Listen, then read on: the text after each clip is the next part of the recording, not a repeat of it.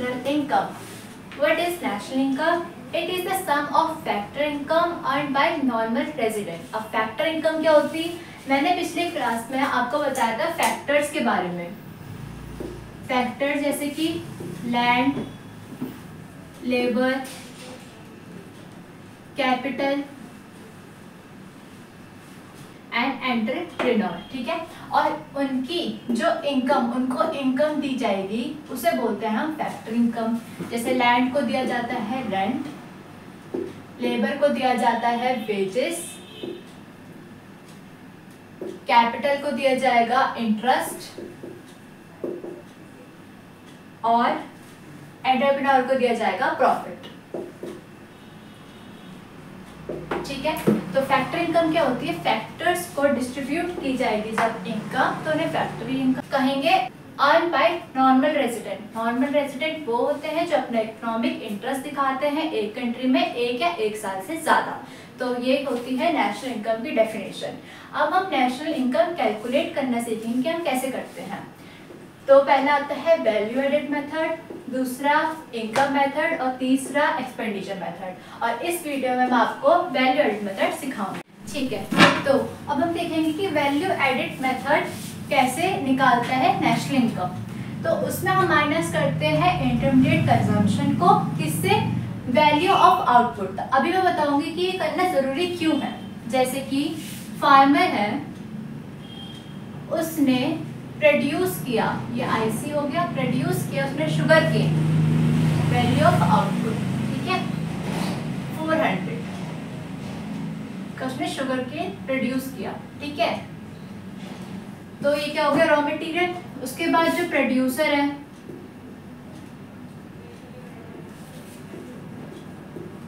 उसने क्या किया? शुगर केन का शुगर बनाया 800 में. ठीक है, उसके बाद स्वीट मेकर. अब इस स्वीट मेकर ने क्या किया? इसने इस शुगर केन का या शुगर का जो इसने यहाँ पे शुगर केन, यहाँ पे शुगर बन गई, उस शुगर को अपनी स्वीट बनाने में, ठीक है, खरीदा. तो ये हो गया इतने में. मगर हम इसको 400, 800 और 1000 को प्लस नहीं करेंगे क्योंकि ये गलत हो जाएगा. अगर हम वैल्यू एडेड मेथड निकालेंगे तो सिर्फ इनको प्लस नहीं करेंगे. क्यों? क्योंकि अगर यहाँ पे 800 बन रहा है तो पहले का 400 भी जुड़ रहा है. अगर यहाँ पे 1000 बन रहा है तो पहले का 800 भी जुड़ रहा है. तो इससे क्या हो रहा है? डबल काउंटिंग हो रही है, जिसकी वजह से नेशनल इनकम गलत बनेगी. तो इसको सॉल्व करने का कैसे है? 2 टाइप्स होते हैं. या तो आप फाइनल आउटपुट जो है उसको कैलकुलेट कर दो. जैसे कि यहाँ पे 1000 है तो 1000 हमारी नेशनल इनकम हो गई यहाँ पे. या तो आप करो वैल्यू एडेड मेथड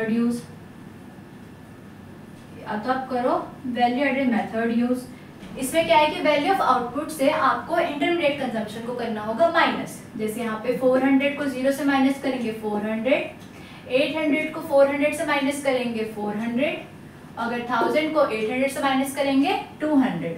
अब इनका जो एडिशन होगा 448 वो होगा 1000.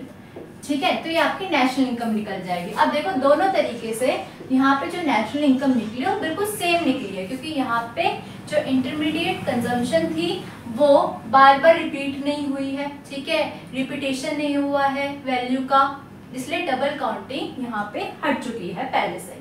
अब हम कैलकुलेट करेंगे जीडीपीएमपी या जीबीपीएमपी, एक ही बात है. ठीक है, तो जीडीपी क्या होता है?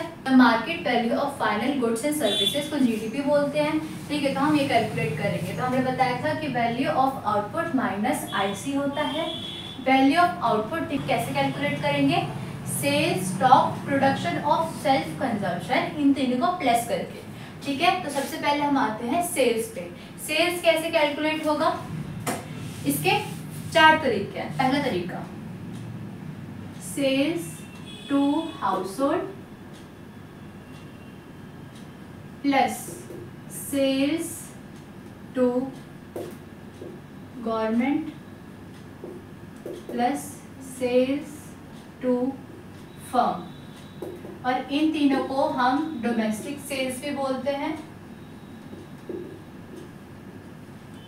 ठीक है, और चौथा कि एक्सपोर्ट भी इसमें प्लस होगा।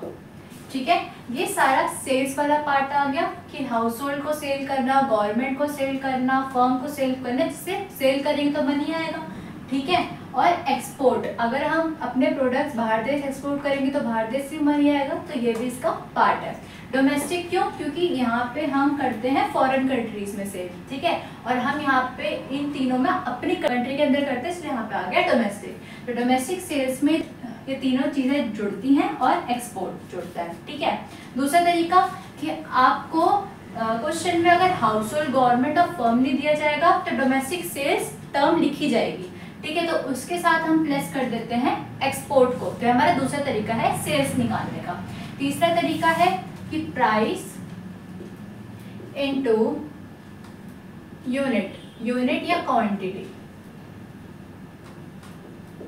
अगर क्वेश्चन में प्राइस या यूनिट या क्वांटिटी दिया जाएगा तो आपको प्राइस को मल्टीप्लाई करना है यूनिट या क्वांटिटी, जो भी टर्म दी जाएगी, जिससे आपकी सेल्स निकल जाएगी।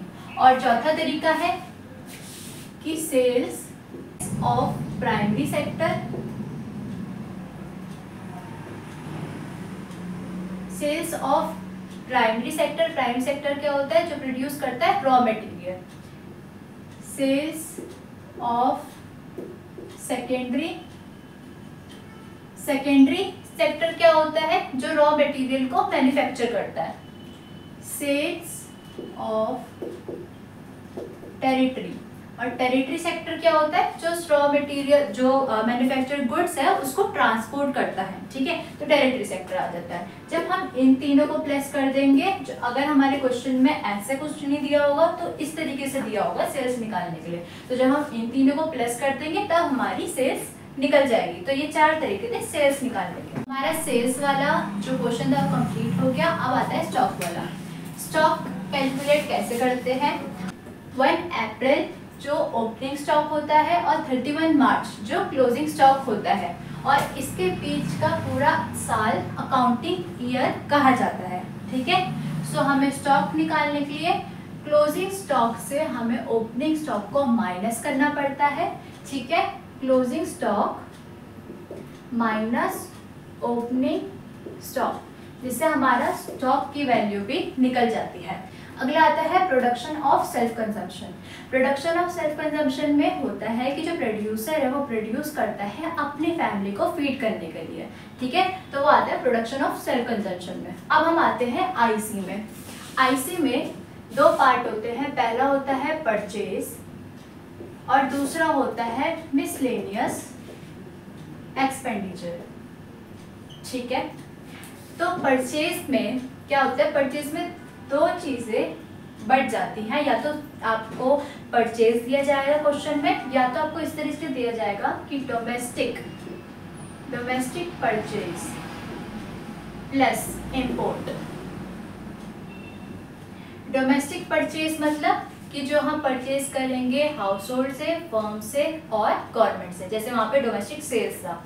ठीक है, यहाँ पे डोमेस्टिक सेल्स था, यहाँ पे डोमेस्टिक परचेज होगा। ठीक है, और यहाँ पे एक्सपोर्ट था क्योंकि बाहर देश से प्रोडक्ट बेच के हम कमा रहे थे, हमारे देश में आ रहा था।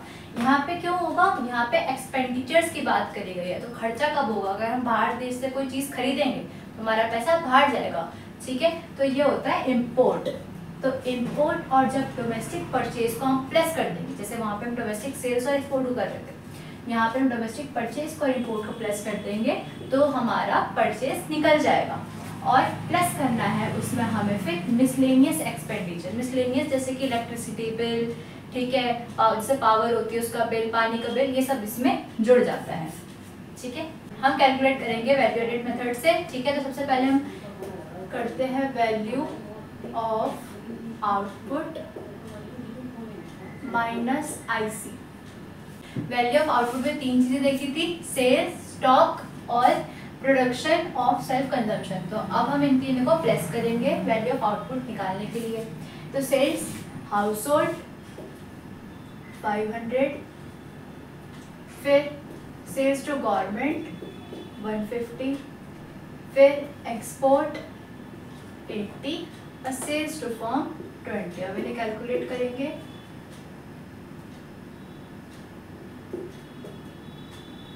तो आया 750, ठीक है।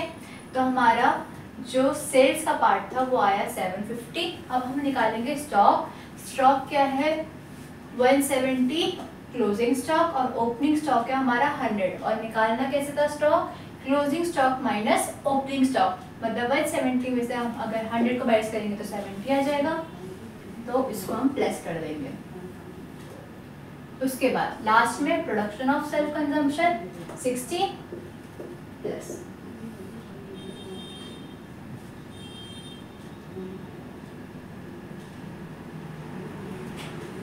तो हमारा जो वैल्यू ऑफ आउटपुट है वो पूरा निकल के आया हमारा 880।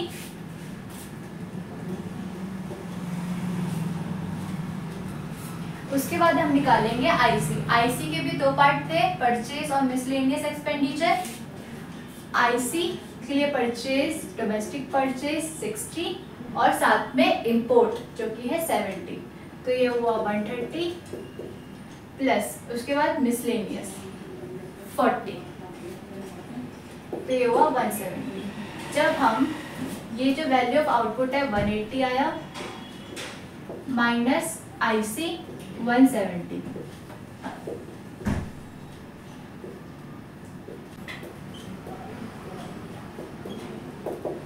तो इस क्वेश्चन में हमारी जो जीडीपी एमपी निकली वो कितनी निकली 710। Okay, hello everyone, an important message for all that online classes and offline classes for subjects psychology, economics, political science are available. Related crash courses are also available. Last but not the least, English speaking classes are also available. और अगर आपको interview देने में hesitation हो या फिर आपको English बोलने में हेजिटेशन हो, the one best solution is our centre. नीचे एड्रेस दिया है और कॉन्टैक्ट नंबर भी। और अगर आपको हमारी वीडियो से कोई भी डाउट हो, डू कमेंट। Thank you.